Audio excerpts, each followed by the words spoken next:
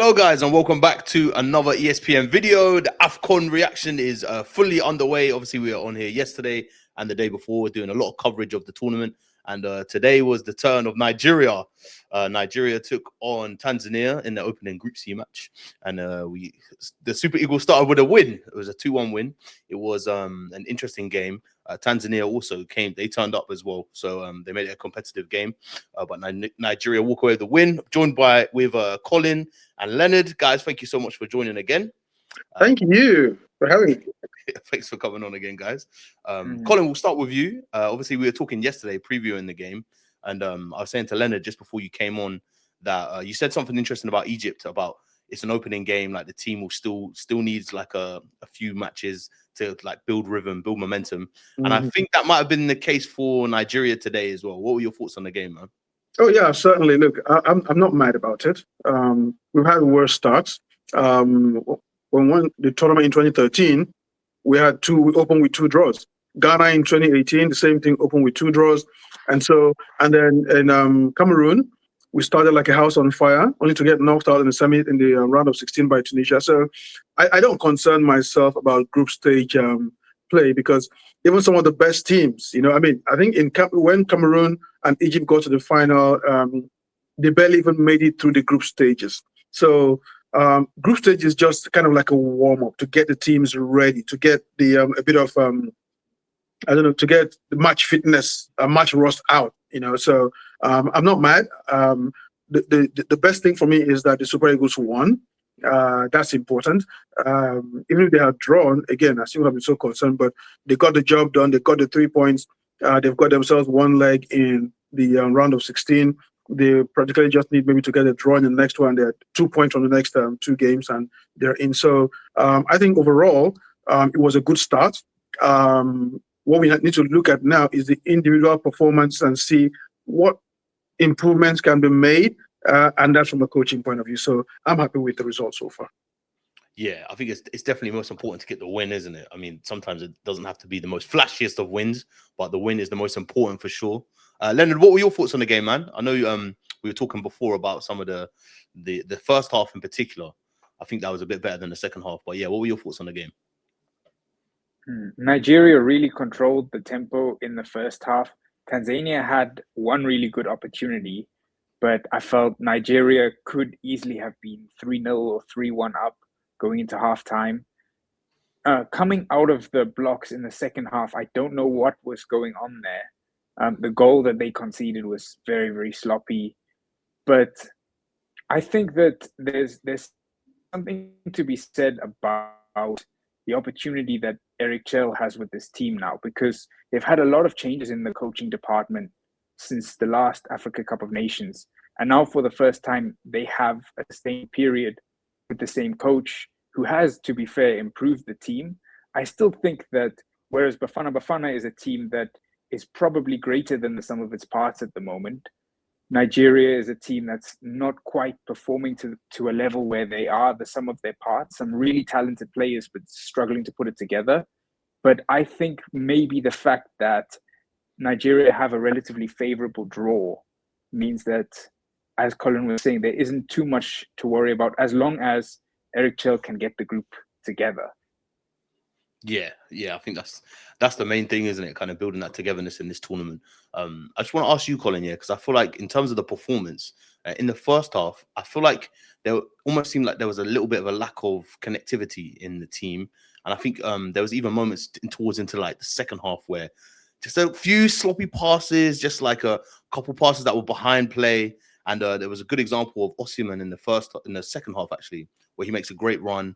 And Lookman he starts with the pass, it just doesn't quite. Is that something that the team definitely need to work on moving forward into the tournament? Exactly, and that's what I talk about when I say that these group phase games are sort of warm-ups to the knockouts, because these players haven't had that much time between all of these jumping to qualifiers, play game, a new coach who barely has like 2-3 days to come in. And Leonard makes a very good point. Between the last AFCON and now, we've gone through 4 coaches: Pesero, Finidi, Guavon, and now Eric Chell. So You have 4 coaches in the space of what, less than 2 years.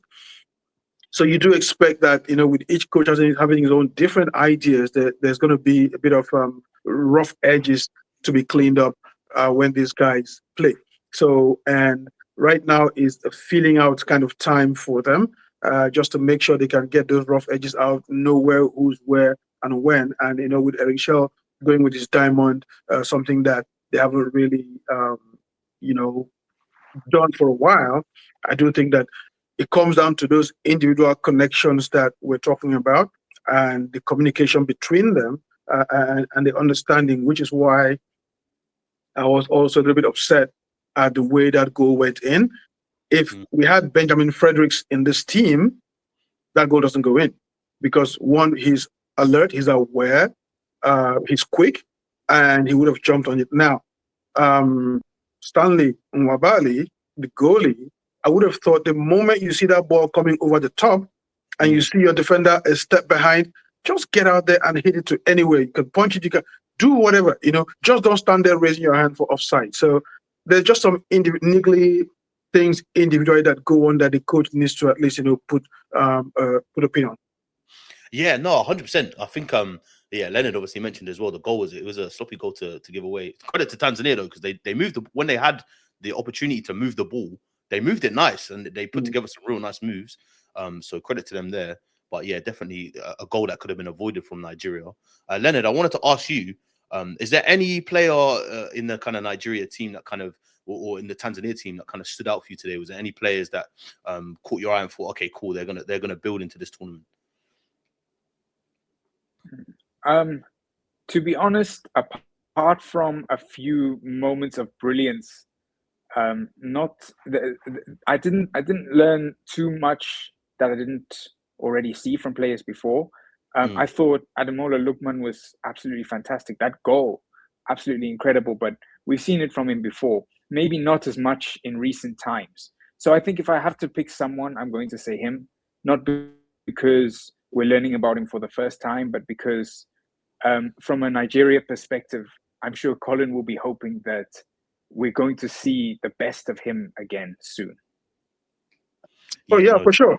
I think one thing I pointed out, I'm sorry to butt in here, Larry, but one thing I pointed out when I was doing my preview of things to look for in the Nigeria team was Lookman getting back into shape.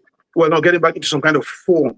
The form that won him the African Player of the Year award 2 years ago. Now, the reason I say that is that for all of the so-called attacking talent Nigeria has, the team is so heavily dependent on Victor Osimhen that when he doesn't score, there seems to be a problem. Now, in the past, when that used to happen, Lookman would pick up the slack. But after his whole downturn, the issue with Atalanta and so on, and loss of form, it got to the point where, and that's what happened in these qualifiers, a bit of luck that he missed a couple of goals, got a bad calls here and there. But when Osimhen didn't score, Lookman didn't pick up the slack, we found ourselves in trouble. So one of the things that I was happy to see today is that Osimhen did not score, but Lookman came to the party. So as long as we can have Lookman, picking up the slack when Osimhen doesn't score, and Akor doing the same thing, even though he didn't quite show it today, then Nigeria should be good. Because Iwobi was amazing. Yeah, I thought Iwobi's performance was really good. I feel like he's taken like a lot more responsibility with the ball. He wants to pick up. He wants to pick up the ball and build up as well, which is really, really good. What is your thoughts though, Colin? I want to ask about this because when I noticed it last month as well in the last game Nigeria were playing, this kind of diamond that Eric is kind of sticking with. Is it something to? I'm not quite sure about it because I feel like when Moses Simon came on and he was out wide, he was really explosive and he was really dynamic and stretched the pitch a lot. So it kind of offered something different. So what are your thoughts on the diamond formation that Eric's going with? Look, the diamond appears to be a hill that Eric Shell wants to die on. And so I guess that it's either going to have to make or break him if he's not flexible. I'm concerned that, the players don't quite seem to be able to execute it the way that he wants them to. And I would have thought that he would, go back to the regular 4-3-3 that, they are more used to. But hey, I like to put historical context to things when I talk. And I remember back in the day when Nigeria was a pure 4-4-2, two wingers team back in the 90s. And then we had Philip Troussier, the witch doctor, the white witch doctor, who came in and tried to make the team play a 3-5-2, you know. And the players revolted, the media revolted. He ended up getting fired. But when you look at the personnel that we had at the time, a 3-5-2 would have been perfect. All they needed to do was just take some time, you know, study the system, get used to it, and execute.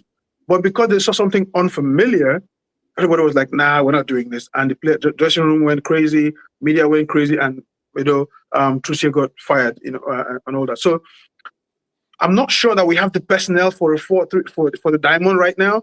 And I don't see. I mean, like all the games we've played with, we struggled. So I'd like to see Eric Sekusha try something different, maybe go back to a 4-3-3. But like you said, Moses Simon came on. He did an absolute great job, better than what Chukwueze was doing earlier on. So maybe it's a question of personnel rather than system. Yeah, great point. Because I always feel like even Chukwueze, was he playing more centrally? I think, maybe we can exploit some of his qualities elsewhere. But moving into the next game, obviously Nigeria will take on Tunisia. Leonard, I wanted to ask you, what are your thoughts, man? Tunisia are a tricky opponent, but is this a game Nigeria can get past? I think it certainly is a game that they would expect to get past, because for all the struggles and ups and downs that Nigeria have had in recent years, I think their trajectory has still been better than Tunisia's, in the sense that Tunisia is just been gradual decline, whereas Nigeria, there still have been in recent years some really, really positive performances, and the run to the final of the last Africa Cup of Nations.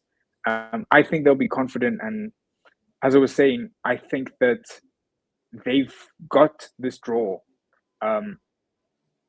that allows them to maybe find some more cohesion within the team. If they can take that opportunity, they could be very dangerous later on in the tournament.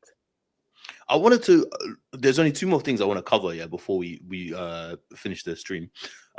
You made a great observation as well, by the way, Leonard, about when Osimhen was taken off. He wasn't happy, was he? He wasn't happy at all. Obviously, players like him, they want to play the full 90, but yeah. Osimhen is never happy when he's taken off. I mean, he wants to. And look, I love it for him, right? Because he's such a great player. He's such a good player, and he always wants, to be involved. But you got to look at the big picture. It's Tanzania. We're in the lead, and there's a bigger test to come against Tunisia. And because of the way he plays, he's a very high intensity, high percentage player. You don't want him to pick up a knock or anything about preventing him from playing again, because that Tunisia game is a revenge game. Don't forget, like I said, 2021, they knocked us out 1-5 flying in the round of 16. So there are a lot of guys here, especially Iwobi, who was sent off, got a red card in that game, who want to make amends there. So the coach is probably thinking ahead of, Tanzania, feeling like, okay, this game is won. Even if it's not, the worst is going to happen is a tie. Let's save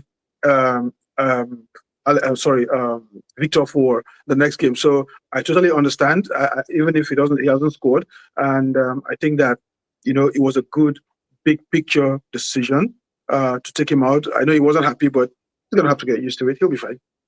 yeah. The big players, man, they always want to play. Yeah. But yeah, I think it's probably, looking ahead, it probably is the right decision to make, especially with his injury record recently. Mm-hmm. So yeah, right decision. Colin, I'm gonna end on you, my friend, because obviously yesterday, you cooked. You were cooking yesterday. So in terms of if we wanted to give this performance out of 10, man, what are we giving it today? Obviously, it's something to build on, but what would we give it out of 10? Yeah, I mean, it's not the best performance. I'd give it a 6. Just because they got the result, which was, get the job done, which is what they needed to do. I didn't expect to see anything spectacular. I mean, that would have been, if it had happened, it would have been the cherry on top for me. But, getting the result for me was first and foremost the most important thing. Now, as long as they can keep improving from this performance game by game, I'm happy with it, because based on what I've seen today, you got the 3 points, and the next game, try and get 3 points against Tunisia, and then you're in the next round, and then you can take a breather a little bit. So there were some individual things, like I said, the goalkeeper, Zaidu Sanusi, the bit of connection issues between Lukman and Osimhen, and then a bit of pouting also from Osimhen that I felt was not necessary. So these are things that can be corrected. But the first thing is you've got the 3 points in the bag. Oh, and by the way, you see my shirt? Yeah. Yeah, I know it's all the signings, man. Yeah, yeah, very that's cool. from that. Yeah, that was the entire team signing it from the 2014 World Cup. So Oh wow, yeah, that's a yeah, very valuable shirt. Then. Yeah, that's very it is a valuable. I don't even know why I'm wearing it. It should be on the wall somewhere. yeah. But when you can flex, man. Yeah, it's a very nice shirt. What can I do, man? Yeah. Hopefully, maybe Leonard can get one from Bafana. Yeah, Leonard. Yeah, maybe you can sort Yeah, that out. I'll have to maybe get one for myself and then get one for you. In terms of experience, I can't experience in this industry. I can't compete with you yet. So maybe we'll talk again in 20 years or so, and then I'll have one for myself and one for you. It's all about getting the stripes in, man. Yeah, we're all earning our stripes in, man. But yeah, guys, thank you so much for joining again. Obviously, Nigeria will take on Tunisia. Phil, Leonard, South Africa, Egypt next, right? Big game. Mm-hmm. Yeah. Yes, and as I was saying yesterday, quietly confident about this one. I mean, don't get me wrong. Even a point against Egypt after getting a win in the opening game would be a positive result. But Bafana did pull off an upset against the Pharaohs in 2019 with a far inferior team on paper to what they've got now. So it's possible. And I think this is a time when South Africa is dreaming again. Love that, man. I feel like at AFCON, it's all possible, isn't it, man? And that's why we love it. That's why we love the tournament. Well, guys, thank you so much for joining, and we will see you on the next video.